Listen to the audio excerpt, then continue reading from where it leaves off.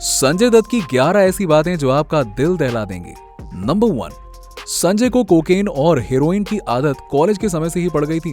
उनके कुछ ऐसे दोस्त बन गए थे जिनके साथ रहकर संजू हैवी ड्रग्स करने लगे थे।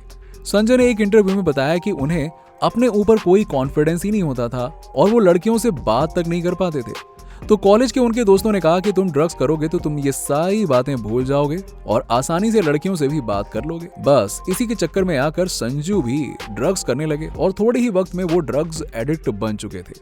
नंबर 2, नरगिस यानी उनकी मां के कैंसर के बारे में जब उन्हें पता चला तो उन्होंने सोचा कि ऐसे वक्त पर ड्रग्स छोड़ देना चाहिए क्योंकि मां के साथ इतनी सारी समस्याएं हो रही। पर उनकी ड्रग्स एडिक्शन इतनी ज्यादा थी कि संजय बिना ड्रग्स के बीमार पड़ गए और वाइड्रॉल सिम्टम्स उनसे सहन नहीं हो पाए। तो जब नरगिस को इलाज के लिए न्यूयॉर्क शिफ्ट किया गया तो संजू मुश्किल में पड़ गए क्योंकि उन्हें पता था कि वहां वो ड्रग्स के बिना बिल्कुल भी सर्वाइव ही नहीं कर पाएंगे। तो संजू ने न्यूयॉर्क जाने से पहले ही अपने शूज में ड्रग्स छुपा लिया था और उन दिनों एयरपोर्ट पर इतनी चेकिंग नहीं की जाती थी, इसी वजह से वो बच गए। संजू का कहना है कि ड्रग्स इंसान से कुछ भी करवा सकता है। मुझे अपनी परवाह तो थी नहीं, अगर मैं उस दिन पकड़ा जाता तो मुझे और मेरे साथ मेरे सिस्टर को भी अरेस्ट कर लिया जाता। नंबर 3, जब संजू नरगिस के इलाज के लिए न्यूयॉर्क पहुंचे तो संजू अपने ड्रग्स बेड कुशन के नीचे छुपाया करते थे और सुनील दत्त को यह बात होटल के हाउसकीपिंग से पता चली थी। तो जब संजय वापस अपने रूम में आए तो उन्हें अपने ड्रग्स नहीं मिले। फिर उन्हें पता चला कि वो ड्रग्स उनके पिता के हाथ में लग गए हैं, पर फिर भी संजू नहीं रुके और नशे के लिए वो सुनील दत्त से लड़ पड़े। ये पहला इंसिडेंट था जब सुनील को पता चला कि संजय ड्रग्स करते हैं। इसी वजह से संजय को नरगिस के लिए ब्लड डोनेट करने से भी मना कर दिया गया। नंबर 4, बॉलीवुड में डेब्यू करने के बाद ही इंडस्ट्री में सबको संजय की ड्रग्स एडिक्शन के बारे में पता लग गया था। इस बात का इनके करियर पर इफेक्ट पड़ा, पर साथ ही साथ उनकी फैमिली को भी काफी एम्बेरसमेंट झेलनी पड़ी। प्रिया दत्त ने एक इंटरव्यू में बताया कि उन दिनों भैया की बहुत सारी फिल्में रिलीज हुई थी। हर फिल्म में साफ दिखाई देता था कि वो नशे में है। मुझे कॉलेज में कई स्टूडेंट्स चर्सी की बहन कहकर एम्बेरस किया करते थे। इन्हीं सब चीजों के चलते सुनील दत्त ने फिल्म प्रोड्यूसर्स को बताना शुरू कर दिया था कि उनका बेटा ड्रग्स एडिक्ट है। अगर कुछ भी आपकी फिल्म में नुकसान होता है तो उसके जिम्मेदार वो नहीं होंगे, इसीलिए आप संजय को अपनी फिल्म में ध्यान से कास्ट करें, अपनी जिम्मेदारी पर कास्ट करें। नंबर 5, ड्रग्स की वजह से संजय सेट्स पर हमेशा लेट आते थे और कई बार उनकी वजह से शूट कैंसिल करना पड़ता था। प्रोड्यूसर संजू से परेशान थे, इसीलिए प्रोड्यूसर ने संजू को फिल्म के सेट पर ही ड्रग देना शुरू कर दिया क्योंकि प्रोड्यूसर नहीं चाहते थे कि उनकी फिल्में और डिले हो। इसीलिए वो संजू को ड्रग्स लाके देते थे जिससे उनकी फिल्म की शूटिंग होती रहे, उस पर कोई प्रभाव न पड़े। पर संजू की ड्रग्स की लत अब और बिगड़ चुकी थी और संजू हर फिल्म में नशे में हुआ करते थे और ये अलग ही दिखाई देता था कई बार, और ये बात उन्होंने खुद भी कन्फेस की थी। नंबर 6, नरगिस के डेथ के बाद में संजू की ड्रग्स प्रॉब्लम का पूरी फैमिली को पता लग चुका था। संजू का ये ड्रग एडिक्शन हैवियर में बदल चुका था क्योंकि अब उनके पास अपनी ड्रग्स की लत को छुपाने का कोई रीजन ही नहीं था। तो एक दिन गुस्से में आकर उनकी बहन नम्रता ने उनसे कह दिया कि भाई तुम ड्रग्स करना कब छोड़ोगे? अब माँ भी हमारे बीच में नहीं रहती है, तुम थोड़ी सी तो शर्म करो। संजू को भी गुस्सा आ गया और उन्होंने नम्रता को धक्का दिया जिससे उन्हें चोट लगी और उनका पैर फ्रैक्चर हो गया था। नम्रता का कहना है कि उस दौर में संजू अपने वर्स्ट बिहेवियर में थे। प्रिया और मैं हमेशा उनसे डरते थे क्योंकि पता नहीं था कि संजय कब किस बात पे कैसा रिएक्ट करे। नंबर 7, 1980 का दौर संजू के एडिक्शन का सबसे खराब दौर था। उन्होंने अपने माँ को भी खो दिया था। उनकी फिल्में बॉक्स ऑफिस पर फ्लॉप हो रही थी और 1982 में संजय और टीना का ब्रेकअप भी हो गया था। इसी दौरान संजय एक दिन घर पर अकेले थे और बहुत नशे में थे, तो उन्होंने अपने घर पर पड़ी राइफल के शॉट फायर करना शुरू कर दिए। उनके नेबर ने पूरा इंसिडेंट अपनी आंखों से देखा और पुलिस में कंप्लेंट कर दी। ये पहली बार हुआ था कि संजय दत्त को अरेस्ट किया गया, पर अगले ही दिन उन्हें बेल मिल गई थी और उस वक्त संजय ने अपने डिफेंस में ये कहा कि उनसे गलती से शॉट फायर हो गए थे।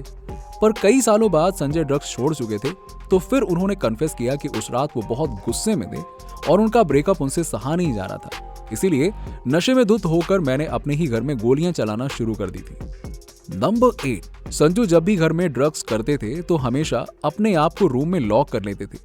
एक दिन जब संजू सोकर उठे तो उन्हें बहुत भूख लग रही थी और उन्होंने अपने नौकर को बुलाया तो वो उन्हें देखकर रोने लगा। संजू ने जब पूछा कि क्या हुआ तो उन्होंने बताया कि बाबा आप 2 दिन के बाद सोकर उठे हो। संजू को ये बात एकदम हिट कर गई और उन्होंने अपने आप को शीशे में जाकर देखा तो उन्हें लगा कि ये मुझे हो क्या गया है, मैं इतना ड्रग्स पे कैसे डिपेंडेंट हो गया हूँ। संजू ने उसी मोमेंट में मन बना लिया कि अब वो ड्रग्स को छोड़ देंगे और रिहैब ज्वाइन करेंगे। इसी चीज के लिए संजू सुनील दत्त के पास में गए और उन्होंने अपने बिहेवियर के लिए माफी भी मांगी और कहा कि डैड मुझे मदद की जरूरत है, मैं ड्रग्स छोड़ना चाहता हूँ। अगर आपने कुछ नहीं किया तो मैं जल्द ही मर जाऊंगा। नंबर 9, जब सुनील संजय को अमेरिका के रिहैब सेंटर में ले गए तो एडमिट होने से पहले संजय को कुछ मेडिकल फॉर्म भरने थे, जहां उन्हें टिक करना था कि उन्होंने आखिरकार कौन कौन से ड्रग्स का यूज किया है। तो संजय ने हर ड्रग्स के सामने टिक कर दिया। डॉक्टर ने जब संजय दत्त का फॉर्म देखा तो उन्होंने पूछा कि तुमने सच में ये सारे ड्रग्स किए हैं या फिर ऐसे ही कर दिया। तो संजय ने कहा, मेडिसिन, नीडल्स, स्मोकिंग, मैंने हर तरह का ड्रग्स किया है। डॉक्टर ये सुनकर हैरान रह गए और उन्होंने सुनील दत्त को बताया कि इतने सारे ड्रग्स करने के बाद किसी का बचना तो मुश्किल होता है। ये आपके हैवी इंडियन फूड्स की बदौलत ही है कि इतने हैवी ड्रग्स करने के बाद भी संजय आज जिंदा है। नंबर 10, फिल्म सड़क में महारानी का जो कैरेक्टर है वो संजय दत्त की रियल लाइफ से इंस्पायर्ड है। संजय अपनी ड्रग्स की सप्लाई लेने मुंबई की चौल में जाया करते थे और वहां एक सप्लायर जो था वो ट्रांसजेंडर था। तो संजय ने ये किस्सा महेश भट्ट को सुनाया, जिससे इंस्पायर होकर फिल्म का विलेन कैरेक्टर महारानी स्क्रिप्ट में ऐड किया गया। सड़क बॉक्स ऑफिस पर हिट रही और महारानी के कैरेक्टर को भी बहुत लोगों ने अप्रिशिएट किया, क्योंकि उस टाइम की फिल्मों के लिए ये कैरेक्टर बहुत ही अलग था। नंबर 11, जब संजय रिहैब में थे तो उनकी दोस्ती एक बिजनेसमैन से हुई और संजय ने उनके साथ बिजनेस करने का प्लान शुरू कर दिया था।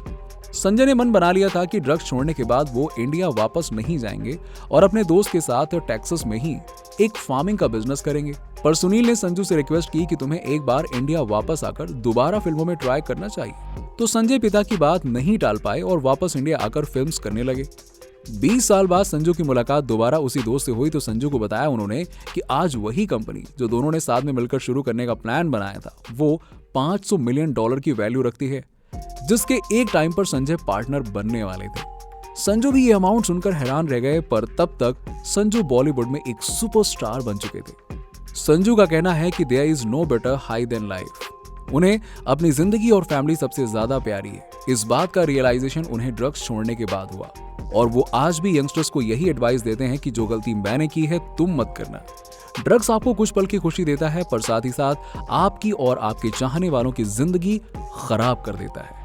वैसे आपको ये वीडियो कैसी लगी, नीचे हमें लाइक और कमेंट्स के जरिए जरूर बताइएगा। ऐसे ही और भी इंटरेस्टिंग वीडियो के लिए देखते रहिए फिल्मी टॉक, हर उस चीज के लिए जो आप जानना चाहते हैं।